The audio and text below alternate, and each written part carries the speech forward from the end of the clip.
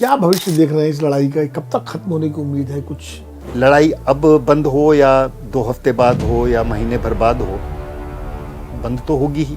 दोनों पक्ष थक तो चुके हैं। हम ऊर्जा संकट का सामना नहीं करना पड़ेगा, वो तो करना पड़ेगा कुछ हद तक। पाकिस्तान ने इस मामले में एक लीड ली है, और क्या ये भारत को चिंता का विषय नहीं है? हमें ये भी याद रखना चाहिए कि कभी कभी मध्यस्थ को मुक्की भी खानी पड़ती है और बजाय फायदे के दीर्घकालीन नुकसान भी हो जाते हैं। ये जो लड़ाई हो रही है इसमें दुनिया तो चिंतित है, लेकिन रूस और चीन क्यों खामोश है? इस युद्ध में कोई भी परिणाम हो, सबसे बड़ा नुकसान अमेरिका को होने वाला है, और जो फायदा होने वाला है वो चीन और रूस को होने वाला है। क्या कुछ फायदा भी है भारत को? भारत को इससे बहुत फायदा हो सकता है। वो ये फायदा हो सकता है कि हम जो फायदा हो सकता है। बिल्कुल, हम जो ग्लोबल साउथ की बात करते थे, हम उसे दोबारा से रिवाइव कर सकते हैं। कि शायद हम कुछ जरूरत से ज़्यादा कॉशियस हो गए हैं, जरूरत से ज़्यादा सावधान हो गए हैं कि हम खुल के सामने नहीं आ रहे हैं। मेरे ख्याल से अब वक्त आ गया है कि हमें कुछ तो इनिशिएटिव लेना चाहिए।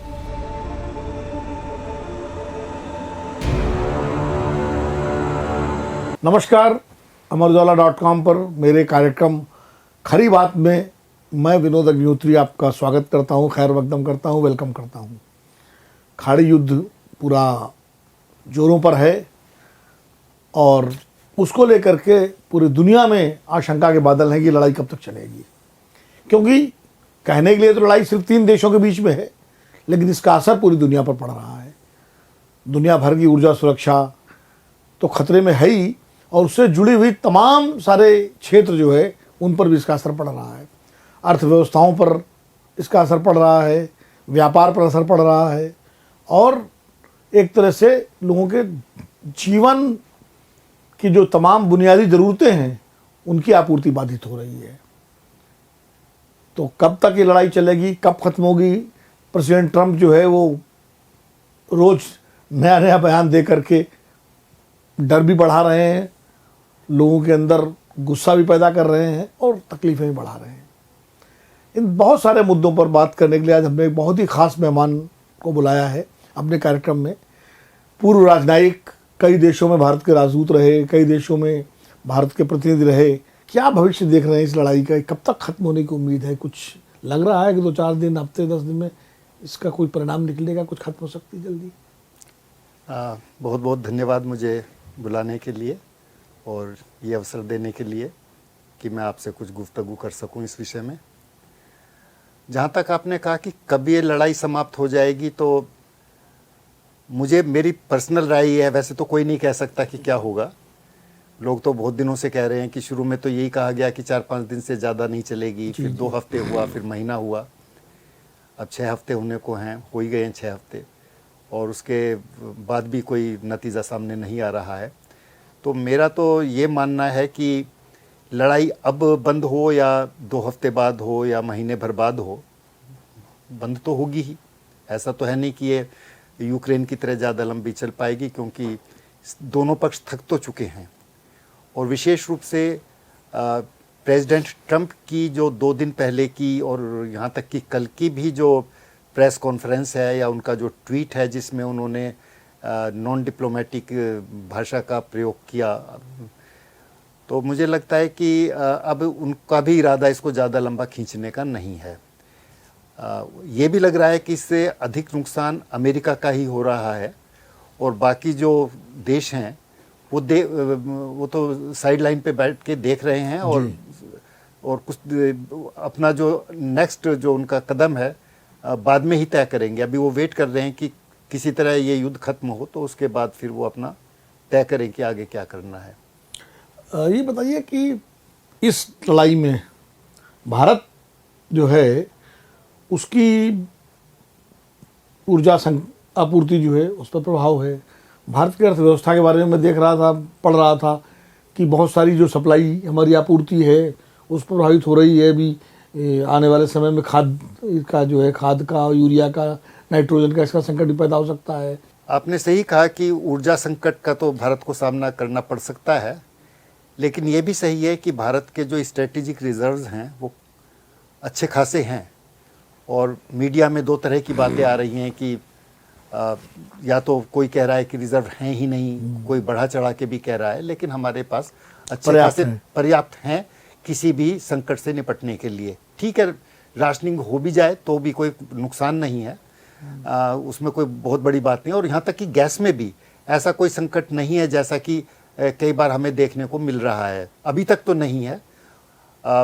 ज्यादा लंबा खींचे तो हो सकता है, एलपीजी का तो होगा क्योंकि उसमें हमारी आत्मनिर्भरता बहुत ही कम है। पीएनजी में तो काफी कुछ है हमारा, एलएनजी में। तो इसलिए ये कहना कि हम ऊर्जा संकट का सामना नहीं करना पड़ेगा, वो तो करना पड़ेगा कुछ हद तक, लेकिन ऐसा भी नहीं कि इस तरह का कोई डिस्परेशन नहीं है कि इकोनॉमिक कोलैप्स हो जाएगी। और स्ट्रेटेजिक रिजर्व ये आज के बने हुए नहीं है, 2006 में बनने शुरू हुए थे और 2013 और 14 तक ये ऑपरेशनल हो गए थे अधिकतर। तो जहाँ तक गैस की बात है, अब हमें सोचना पड़ेगा कि गैस में हम ओएनजीसी को ज़्यादा एक्टिव बनाएं और पब्लिक सेक्टर को इसमें ज़्यादा लाएं, ताकि लोगों को इस तरह की दिक्कतों का बाद में सामना ना करना पड़े। अभी अधिकतर हमने प्राइवेट हैंड्स में जो दे दिया है उस पर भी हमें पुनर्विचार करना चाहिए, क्योंकि वहाँ पे मुनाफाखोरी मुख्य उद्देश्य होता है और जो कहना चाहिए जो कस्टमर का हित है या जनता का हित है वो सर्वोपरि नहीं होता है कई बार। दूसरी बात यह है कि जहाँ तक आपने बताया कि हमारे एक्सपोर्ट्स तो बुरी तरह सफ़र कर ही रहे हैं, विशेष रूप से बासमती राइस का। ये सुना गया है कि करीब ये 1 महीने पहले की बात है कि 28,000 टन बासमती राइस पोर्ट्स पे वेट कर रहा था और उन्होंने काफ़ी एक्सपोर्टर्स ने कहा है कि हम पे डैमरेज मत लीजिए और काफ़ी उन्होंने कंसेशन सरकार से मांगे हैं। और जहाँ तक इसके दीर्घकालीन प्रभाव की बात है, यदि होर्मुज में इसी तरह से कुछ व्यवधान रहता है तो आने वाले समय में भी हमारे जो एक्सपोर्ट्स हैं उन्हें नुकसान हो सकता है। विशेष रूप से हमारा सेंट्रल एशिया में जो एक्सपोर्ट था, जो भी था थोड़ा बहुत, वो तो रास्ता ही बंद हो गया है, क्योंकि हमारा सेंट्रल एशिया का रास्ता तो चाबहार से होके जाता था जी, या बंदर अब्बास से होके जाता था, और कोई रास्ता नहीं है। और है तो बहुत सारे रास्ते, लेकिन वो बहुत महंगे हैं और हमारी जो हमारा जो एक्सपोर्ट का सामान है वो नॉन कम्पिटिटिव हो जाता है, तो हम कम्पीट नहीं कर पाएंगे। हाँ, दवाइयों पे ज़्यादा असर नहीं पड़ेगा क्योंकि उन्हें हम बाई एयर भेज सकते हैं। जहाँ तक आपने भारत के रोल की बात कही, भारत का रोल बहुत ज़्यादा इसमें इसलिए नहीं हो सकता कि भारत ने कभी भी एक मध्यस्थ का काम नहीं किया है। हम अपने भी जो बायलैटरल मामले हैं, जैसे पाकिस्तान से हमारा है या कश्मीर का मसला है, हम उसमें किसी तीसरे पक्ष की मध्यस्थता यदि स्वीकार नहीं करते हैं तो हम भी किन्हीं 2 मुल्कों के या 3 मुल्कों के झगड़े में मध्यस्थ की भूमिका नहीं लेना चाहते हैं। तो कई जगह जो ये आ रहा है कि भारत को मध्यस्थ की भूमिका लेनी चाहिए थी, वो सही नहीं है, क्योंकि भारत इस तरह की भूमिका लेता ही नहीं है और ये हमारी पॉलिसी नहीं है। यूक्रेन युद्ध में तो बात कही जाती थी कि मोदी जी बात करें पुतिन से, जेलेंस्की से, तो शायद देखिए, बातचीत करना अलग बात है, बातचीत तो अब भी हो ही रही है। बात तो अमेरिका से भी हो रही है, मिडिल ईस्ट के कंट्रीज से भी हो रही है, ईरान से भी हो रही है, रशिया से भी हो रही है, तो बातचीत तो चलती रहेगी। हालांकि मीडिएशन नहीं, जो मीडिएशन है, जो एक मध्यस्थ की भूमिका है, उसमें ना भारत कभी रहा है और ना ही इसकी कोई इस तरह की कोई पॉलिसी रही है। कोरियन वार में शायद नेहरू जी ने कुछ किया था इस तरह। नहीं, वो उसमें मोरल ज्यादा था, मोरल प्रेशर ज्यादा था उस वक्त, मध्यस्थ नहीं थे, लेकिन उन्होंने इसमें मोरल इनिशिएटिव लिया था। मोरल इनिशिएटिव तो इसी तरह का था जैसा अब चल रहा है, मतलब ऐसे बुला के अपने यहाँ बात कराना, मध्यस्थ नहीं थे। क्या भारतीय कूटनीति के लिए ये चिंता की बात नहीं है कि पाकिस्तान को इतना बड़ा दर्जा मिल रहा है? मुझे ऐसा लगता नहीं है, क्योंकि पाकिस्तान की भूमिका तो हमेशा से ऐसी रही है। आप अर्ली 70s को देखिए, 70 के दशक के शुरुआत में जिस तरह से इन्होंने चीन और अमेरिका के बीच में मध्यस्थता की थी, जिस तरह से निक्सन साहब और किसिंगर साहब को लेके इन्होंने चाइना से बात की थी, और जिस तरह उनको किसिंगर साहब का वहाँ पे विजिट कराया था, चाइना गए थे, तो वो तो उनकी भूमिका इस तरह रही है। इसका मतलब ये तो नहीं हो गया कि वो खुद सुपर पावर हो गए या उन्हें कोई बहुत ज़्यादा, ठीक है, दोनों से वो फ़ायदा उठाते थे पहले भी, अब भी उठाते रहे हैं, अभी तक उठा रहे हैं। लेकिन वो हमें ये भी याद रखना चाहिए कि कभी कभी मध्यस्थ को मुँह की भी खानी पड़ती है और बजाय फ़ायदे के दीर्घकालीन नुकसान भी हो जाते हैं। ब्रोकर की भूमिका ब्रोकर की, हाँ, तो उसमें ये ऐसा है कि हमें ये नहीं सोचना चाहिए कि वो इसलिए कर रहे हैं कि वो बहुत महत्वपूर्ण हो गए हैं। हाँ, उनका एक फायदा है कि उनके ईरान से भी थोड़े बहुत संबंध हैं, और अमेरिका से तो जो हैं सो हैं ही हैं, और चाइना से भी हैं। तो वो इस मध्यस्थ की भूमिका में आ गए हैं, तो उससे कोई चिंता की बात नहीं है। और ऐसा नहीं है कि उनमें इतना वजन है कि उनकी कोई बात मान लेगा। वो तो इधर का संदेश उधर ले गए, अपने यहाँ मीटिंग करा दी। इसका कोई हाँ, बिल्कुल बिल्कुल इसका कोई इसको बहुत महत्व नहीं देना चाहिए, और इससे घबराने की बात नहीं है।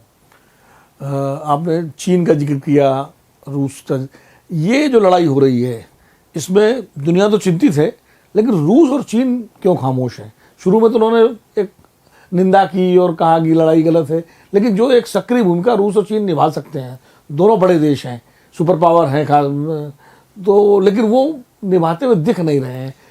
कहीं उनका कोई इसमें स्वार्थ तो नहीं है इस लड़ाई के पीछे? वेल, मैं आपसे इसमें जो आपने सवाल पूछा उसमें जवाब भी कहीं ना कहीं छुपा हुआ है। ऐसा है कि इस युद्ध में कोई भी परिणाम हो, सबसे बड़ा नुकसान अमेरिका को होने वाला है जी, और जो फायदा होने वाला है वो चीन और रूस को होने वाला है। पिछले 2-3 वर्षों में जब हम मल्टीपोलरिटी की बात करते थे, और विशेष रूप से पिछले 1 साल में, 1-1.25 साल में, जब से ट्रम्प साहब का दूसरा टर्म शुरू हुआ, तो हमें अधिकतर लोगों को लगने लगा था कि भाई फिर से हम यूनिपोलरिटी की तरफ बढ़ रहे हैं, और आप जो मल्टीपोलरिटी की बात करते हैं वो शायद बढ़ा चढ़ा के आप कह रहे हैं। और जो अभी भी अमेरिका ही सरवाइव करेगा एज ए यूनिपोलर कंट्री, क्योंकि उधर रशिया यूक्रेन में फंसा हुआ था, और लोगों को ये अंदाज था कि जब ये जो ट्रेड वॉर अमेरिका ने शुरू किया है तो शायद चाइना भी कुछ दब जाएगा उससे। यद्यपि ऐसा हुआ नहीं। तो चाइना ने तो उस समय भी सामना किया और दिखा दिया कि वो भी एक पोल हैं, लेकिन मल्टीपोलर की जो सही परिभाषा थी अब आएगी सामने, क्योंकि एक तो अमेरिका अलग थलग पड़ गया है। नेटो तो एक तरह से खत्म सा आप समझिए। हाँ, आज से कुछ साल पहले आपने देखा कि जो Scandinavian countries like Sweden, Finland, हमेशा से नेटो का, नॉर्वे, ये कहते रहे कि हम इसमें जाएंगे नहीं नेटो में, और अल्टीमेटली उनको नेटो में शामिल होना पड़ा, ये देख के कि कहीं रशिया हम पे ही अटैक ना कर दे। तो एक तो वो बुखार लोगों का उतर जाएगा। जिस तरह से इनको वेस्टर्न कंट्रीज का कोई सपोर्ट नहीं मिला, हाँ, तो उससे साफ जाहिर है कि लोगों ने उनकी यूनिपोलर स्टेटस को, या उनकी जो एक मुख्य जो या एकमात्र लीडरशिप को, उसको चैलेंज कर दिया है, और ये बता दिया कि हमें आपकी जरूरत नहीं है। और आलोचना भी की है, खुल के आलोचना की है। इटली ने की, फ्रांस ने की, पोलैंड जैसे देश ने उनको मदद करने से इनकार कर दिया। ये बहुत बड़ी बात है। और फ्रांस और खैर उसकी तो बात ही अलग है। उनमें तो काफी बहस-मुबाह हिस्सा भी हुआ है, तू तड़क भी हुई है। स्टारमर ने भी काफी, जी बिल्कुल, स्टारमर ने भी काफी खुल के बोला है, उधर से कनाडा ने भी बोला है। तो अब ये अलग थलग पड़ गए हैं एक तो। दूसरी तरफ लोगों ने, आप गल्फ को देखिए, गल्फ कंट्रीज को ये लगता था कि आप अपने यहाँ इनके बेसिस रखेंगे तो आपकी सुरक्षा की गारंटी है। उनको इन्होंने वल्नरेबल बना दिया।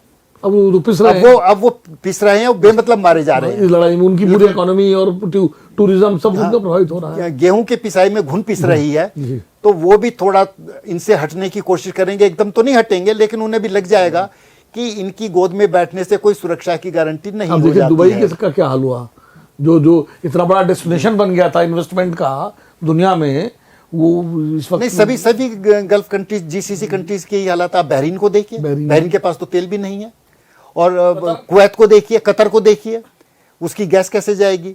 तो इन सब चीज़ों की वजह से ये लगता है कि इसमें सबसे बड़ा नुकसान अमेरिका की इमेज को होने वाला है, और उनका जो यूनिपोलर स्टेटस दोबारा से एस्टेब्लिश करना चाहते थे ट्रम्प साहब, वो अब नहीं हो पाएगा। मल्टीपोलरिटी आएगी, और रशिया और चाइना को फ़ायदा ये है कि वो अपनी वार मशीन को, यानी अपनी वॉर टेक्नोलॉजी को बिना लड़े हुए टेस्ट कर रहे हैं थ्रू ईरान। तो और दूसरी बात, उनका माल बिक रहा है, उनके हथियार बिक रहे हैं। तीसरी बात, रशिया पे जो सैंक्शंस लगी हुई थी उनका तेल बिक रहा है, तेल बिक रहा है। खुल बिक रहा है, खुद मैंने खुल के बिक रहा है। और चाइना को इसलिए नुकसान नहीं है कि वो तो खरीद ही रहा है तेल रशिया ईरान से, और ईरान उनके शिप को रोकेगा भी नहीं रशिया होर्मुज में। जो डिस्काउंट में तेल दे रहा था, अब कहता वो उसने भी कीमत बढ़ा दी है। तो रशिया का तो खर्चा निकल रहा है अच्छा खासा, और चाइना को कोई नुकसान नहीं हो रहा है, और चाइना का भी हथियार बिकेगा, रशिया का भी बिकेगा, तो इन कंट्रीज को कोई नुकसान नहीं है। तो कहते ठीक है, लड़ते रहो, हमें क्या नुकसान है। तो मैं बड़ी आम बोलचाल में आपको ये कह रहा हूं ताकि हमारे जो यदि दर्शक हैं नहीं, हम उनको भी बोलचाल की भाषा में चाह रहे हैं। उन्हें भी लगे। मैं टेक्निकल वर्ड्स इसमें यूज नहीं कर रहा हूं अधिकतर। तो इससे सबसे बड़ा नुकसान अमेरिका को होना है, और फायदा इसमें रूस और चीन का। हाँ, इसमें इंडिया का भी फायदा हो सकता है। मैं उसी पे आ रहा था। मैं भारत का नुकसान तो हम लोगों ने सुन लिया, लेकिन क्या कुछ फायदा भी है भारत को? भारत को इससे बहुत फायदा हो सकता है। वो ये फायदा हो सकता है कि हम जो फायदा हो सकता है, बिल्कुल, हम जो ग्लोबल साउथ की बात करते थे, हम उसे दोबारा से रिवाइव कर सकते हैं। ग्लोबल साउथ काफी अलग थलग पड़ गया था। उन्हें लगा था कि शायद अमेरिका की जो तरह तरह की कभी भी सैंक्शंस लग जाती हैं, या वो कभी भी टैरिफ लगा देते हैं, या हमारा हाथ मरोड़ देते हैं, तो हमें ऑल्टरनेटिव्स देखने होंगे। और उसमें भारत एक बहुत बड़ा रोल अदा कर सकता है, क्योंकि मल्टीपोलर वर्ल्ड में अभी भी इंडिया एक पोल नहीं बना है। भले ही हम कहते रहें, कई बार हम कहते हैं कि मल्टीपोलर जो ये रिजीम आएगा नया, तो उसमें हमारा भी स्थान होगा, लेकिन अभी हम उस स्तर पर नहीं पहुंचे हैं। मल्टीपोलर में अभी दो मेन प्लेयर हैं, अमेरिका और चाइना, और रशिया भी है। Russia may be down but not out. एक तो उनका साइज इतना बड़ा है, उन पे नेचुरल रिसोर्सेज इतने ज़्यादा हैं, और मिलिट्री पावर ज़बरदस्त है, और उनकी डिफेंस टेक्नोलॉजी, उनकी डिजिटल टेक्नोलॉजी भले ही कम हो, लेकिन उनकी डिफेंस टेक्नोलॉजी अभी भी ऑन पार है, और न्यूक्लियर पावर तो है, न्यूक्लियर पावर वो ही है। तो इसलिए मल्टीपोलैरिटी में हम तीन मुख्य ध्रुव ये देखते हैं, अमेरिका, चीन और रशिया। इंडिया भी उसमें शामिल हो सकता है एक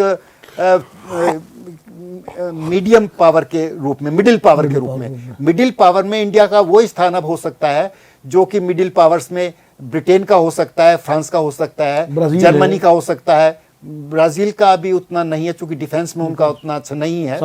साउथ अफ्रीका का भी डिफेंस में उतना नहीं है, अभी टेक्नोलॉजी में भी नहीं है, वो है। लेकिन हम तो डिफेंस में भी स्ट्रांग, हम डिफेंस में भी स्ट्रांग है, टेक्नोलॉजी में भी स्ट्रांग है, हम उसको पहचान नहीं पा रहे हैं। साइज भी हमारा अच्छा है, इकोनॉमी का साइज भी अच्छा है। तो इंडिया के लिए आपदा में अवसर हो सकता है यदि हम अपने कार्ड्स अच्छी तरह से खेलें। डेमोग्राफिक डिविडेंड भी है। तो इन सब चीज़ों का हम बहुत बड़ी मार्केट है, हमें कोई इग्नोर नहीं कर सकता है। और यदि हम अपने मैन्युफैक्चरिंग पे ध्यान दें और अपनी खुद की डिफेंस टेक्नोलॉजीज, खुद की जो डिजिटल टेक्नोलॉजीज, जैसे हमारा इतना मैन पावर है आईटी का, तो हम अपने प्रोडक्ट्स लाएं।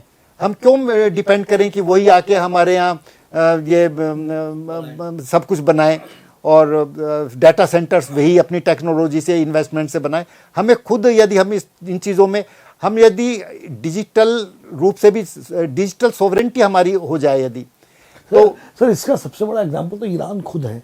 इतनी सैंक्शन के बावजूद उन्होंने जो मिसाइल टेक्नोलॉजी डेवलप की, आप देखिए अमेरिका से लड़ रहा है, तो मुझे लगता है भारत तो बहुत कुछ कर सकता है। नहीं, हमारे लिए एक बहुत बड़ा लेसन है कि हम डिपेंड नहीं करें कि हम उनसे ये सब खरीदें। हम अपने तरीके से अपनी टेक्नोलॉजी का इस्तेमाल करते हुए, और less expensive technologies, indigenous technologies के आधार पे, अब हम ये देख चुके हैं, नंबर्स मैटर। आपके पास कितनी मिसाइल्स हैं, कितने ड्रोन्स हैं, कितने ये सब इक्विपमेंट है, वो भी मैटर करता है लॉन्ग रन में। ये नहीं कि आपने शुरू के 5-7 दिन में अपना वो सबका कुछ आर्सेनल खत्म कर लिया। तो हमें इंडिजिनस टेक्नोलॉजीज भी डेवलप करनी होंगी, और हमारे लिए एक बहुत बड़ा अवसर है। और यही नहीं, हम इन चीज़ों को एक्सपोर्ट कर सकते हैं फिर ग्लोबल साउथ के कंट्रीज में, क्योंकि कुछ भी कहिए, हमारी जो प्रोडक्ट होंगे सस्ते होंगे, और उसमें कोई स्ट्रिंग अटैच नहीं होगा, उसमें कोई किसी तरह की कंडीशंस नहीं होंगी जिस तरह की सुपर पावर्स लगा देती हैं। तो हमारे लिए आपदा में अवसर हो सकता है। हाँ, ये है कि हम कुछ ज़्यादा लंबे वक्त तक चुप बैठे रहे। अब हमें ये करना चाहिए था कि हम कुछ ना कुछ तो बोलते रहते, उसमें थोड़ा हम पीछे हट गए, हम कुछ ज़्यादा चुप्पी साध गए। जैसे ईरान में जो इन्होंने पूरी की पूरी लीडरशिप को मार दिया, हमने एक बच्चियों को हफ्ते मारा। तक कुछ भी नहीं बोला और आज तक भी कुछ उसके बारे में खुल के नहीं बोल पा रहे जो हैं। बच्चियों को मारा, हाँ, जो बच्चों को मारा गया, बच्चियों को स्कूल पे, पे नहीं तो बोले। उसमें यदि कुछ एक दो स्टेटमेंट हमारे आ जाते, भले ही वो बहुत सैनिटाइज्ड होते, तो उसमें कोई बुराई नहीं थी, लेकिन कोई नहीं, बात दुख नहीं। तो प्रकट कर ही सकते हाँ, थे। दुख प्रकट कर सकते थे, खेद प्रकट कर सकते थे, लेकिन भाई, अभी भी कुछ आप बिगड़ा नहीं देखिए, है। बच्चों की हमले पर तो इटली ने निंदा की, सारे नेटो कंट्री ने निंदा की, पाकिस्तान तक ने निंदा कर दी, तो हम तो मतलब उस पर बोले ही नहीं। नहीं, लेकिन एक बात और, इससे एक बात और साबित हो गई कि ट्रंप साहब से उतना डरने की जरूरत नहीं है जितना कि हवा उनका बना हुआ था। ये ग्लोबल साउथ में बात चली जाएगी और इससे अमेरिका की इमेज को बहुत नुकसान होने वाला है। अब तो कोई दूसरा भी राष्ट्रपति आएगा, उसको भी इसका सामना करना पड़ेगा और क्रेडिबिलिटी दोबारा से लाने के लिए उन्हें वक्त लगेगा और काफी मेहनत करनी पड़ेगी। अच्छा, सार्क जैसी जो संस्था है, जो लगभग एक तरह से इस वक्त डेड जैसी है, क्या उसको रिवाइव करना चाहिए इस वक्त भारत को?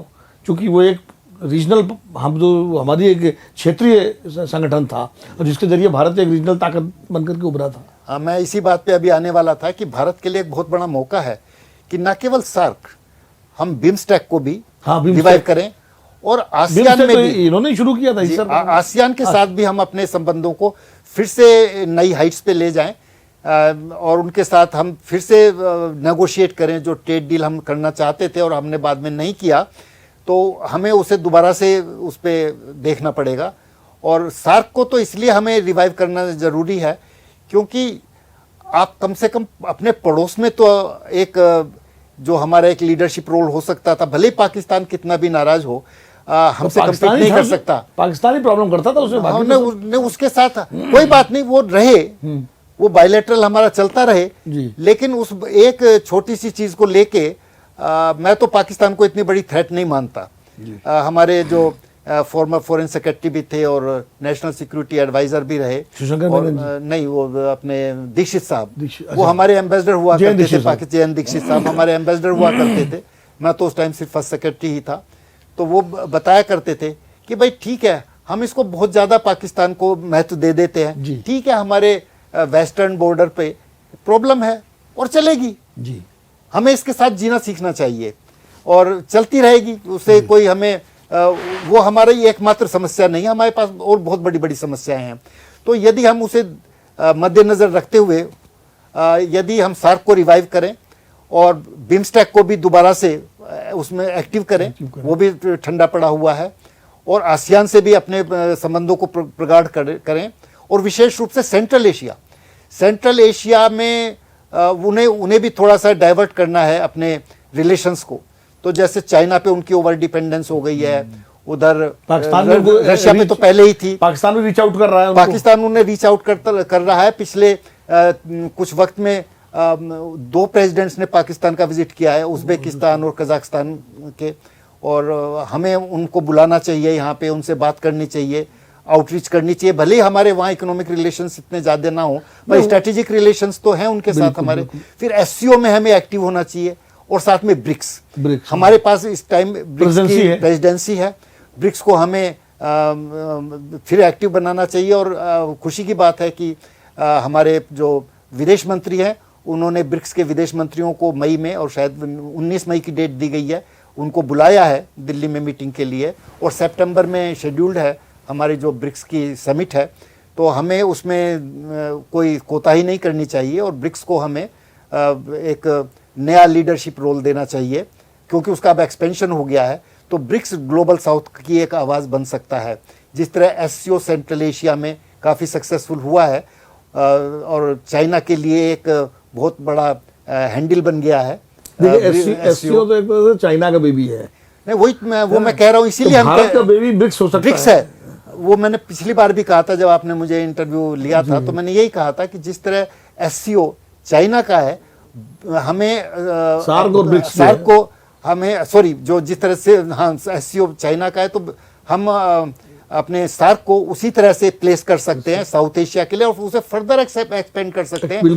उसमें हम नए नए कंट्रीज ला सकते हैं, उसे हम जो अब साउथ ईस्ट एशिया में भी ले जा सकते हैं, और बाकी हम उसे कुछ गल्फ कंट्रीज को एज ऑब्जर्वर उसमें ला सकते हैं, कुछ सेंट्रल एशियन कंट्रीज को ला सकते हैं। सेंट्रल एशियन कंट्रीज को भी एज ऑब्जर्वर ला सकते हैं, तो हम उसे बढ़ा सकते हैं।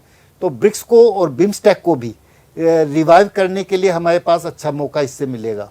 अच्छा, आपने ब्रिक्स की बात की तो ईरान, जो खबरें आई थी, पता नहीं कितनी कंफर्म है, कि ईरान ने शायद आग्रह ये किया था भारत से कि ब्रिक्स को इससे स्टेटमेंट देना चाहिए इस लड़ाई को कंडेम करते हुए, क्योंकि इंडिया प्रेसिडेंसी है के पास, भारत के पास प्रेसिडेंसी है ब्रिक्स की। तो ऐसा तो अभी तो ब्रिक्स की तरफ से कोई हलचल दिखाई नहीं पड़ी, क्योंकि ईरान भी मेंबर है ब्रिक्स का, रूस भी है, चाइना भी है, तो साउथ अफ्रीका है, हम हैं, भारत है, यूएई और सऊदी अरेबिया भी है। तो शायद इस पर क्या दिक्कत आ रही है? एक तो ये कि सहमति बना पाना मुश्किल है, क्योंकि जो इसके कुछ मेंबर स्टेट्स एक दूसरे के आमने सामने हैं। हाँ, यूएई और ये सब सऊदी अरेबिया और ईरान एक दूसरे के आमने सामने हैं। और हमारे सामने एक और समस्या ये है कि शायद हम कुछ ये, हमें तो इंटरनल डायनामिक्स पता नहीं है, पर ये मेरा मानना है कि शायद हम कुछ जरूरत से ज़्यादा कॉशियस हो गए हैं, जरूरत से ज़्यादा सावधान हो गए हैं कि हम खुल के सामने नहीं आ रहे हैं। मेरे ख्याल से अब वक्त आ गया है कि हमें कुछ तो इनिशिएटिव लेना चाहिए।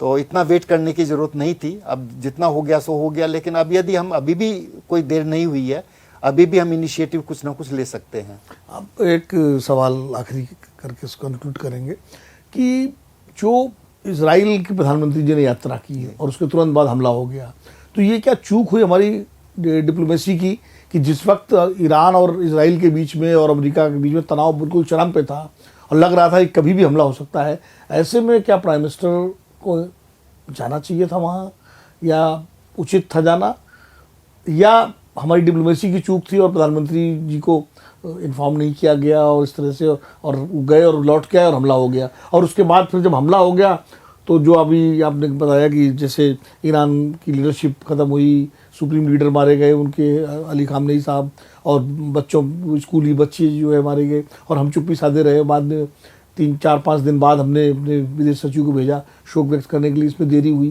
तो ये कहीं ना कहीं हमारी डिप्लोमेटिक कुछ कमजोरी रही या चूक रही? इसमें मैं ये कहना चाहूँगा कि आमतौर पे ये जो प्रधानमंत्री या राष्ट्रपति के विजिट होते हैं, इसकी प्लानिंग बहुत पहले हो जाती है जी। मीडिया में आखिर में बताया जाता है कुछ दिन पहले, जब सब कुछ फर्म अप हो जाता है। हाँ। फ्लाइट डिटेल्स वगैरह सब कुछ तय हो जाती है, मीटिंग्स तय हो जाती हैं। तो ये सोचना है कि ये जो प्रधानमंत्री की यात्रा का निर्णय लिया गया कुछ दिन पहले, ये सही नहीं है। उनका यात्रा का निर्णय बहुत पहले से चल रहा होगा, 2-3 महीने पहले, वो हो सकता है उससे भी ज़्यादा पहले से चल रहा हो, जो बातचीत चल रही होगी कि आएंगे, और डेट्स भी बहुत पहले तय हो गई होंगी। जहाँ तक उनके इस समय पे जाने की बात है, तो किसी को अंदाज नहीं था। मुझे लगता है कि मिसकैलकुलेशन कह सकते हैं हम, ये नहीं कह सकते कि जानबूझ के वो चले गए पता होते हुए, किसी को पता नहीं था। और उस टाइम शायद हमें क्या, शायद गल्फ कंट्रीज को भी पता नहीं होगा कि इतनी जल्दी हो जाएगा, शायद ईरान को भी पता ना हो कि इतनी जल्दी हो जाएगा। ये तो अचानक हुआ, सरप्राइज अटैक था।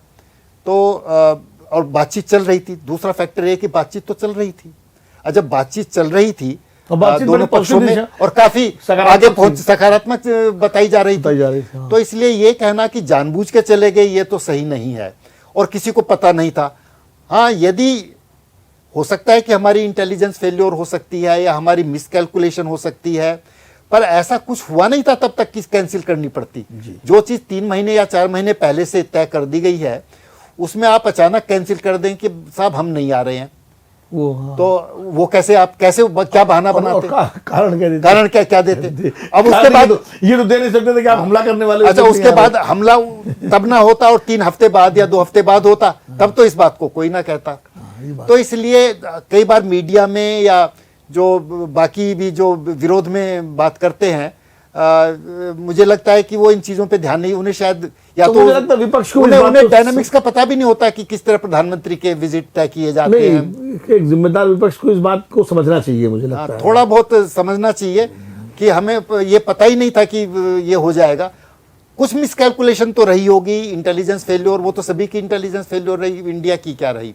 हाँ, इतना जो आपने कहा कि हमने कोई स्टेटमेंट नहीं दिया या हम चुप बैठे रहे, वो भी हमारी एक डिप्लोमेटिक चूक है। मैं इसे फेल्योर नहीं कहूँगा, ये चूक है।